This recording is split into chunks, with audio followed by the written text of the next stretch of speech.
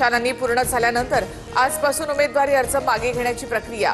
कोण उमेदवारी अर्ज मागे घेणार आणि कोण बंडखोरी करत स्वतंत्रपणे निवडणूक लढवणार याकडे लक्ष।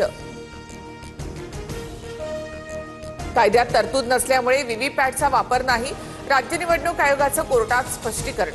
व्हीव्हीपॅट आणि बॅलेट पेपरद्वारे निवडणूक घ्यावी, काँग्रेस नेते प्रफुल्ल गुडते यांची याचिका। बिहारमध्ये उद्या नव्या सरकारचा शपथविधी सोहळा, नितीश कुमार 10व्यांदा मुख्यमंत्री पदाची शपथ घेणार। विजय सिन्हा, सम्राट चौधरी पुन्हा उपमुख्यमंत्री होणार। मोस्ट वॉन्टेड अनमोल बिश्नोईला एनआयएनं पटियाला हाऊस कोर्टामध्ये हजर केलं। एनआयएनं अनमोल बिश्नोईची 15 दिवसांची कोठडी मागितली। मुंबई विमानतळावर उद्या दुरुस्तीची कामं करण्यात येणार। सकाळी 11 ते सायंकाळी 5 पर्यंत रनवे बंद असेल। वार्षिक देखभालीसाठी धावपट्टी बंद ठेवण्याचा निर्णय। राज्यातील छोटे भूखंड आता विनाशुल्क नियमित होणार।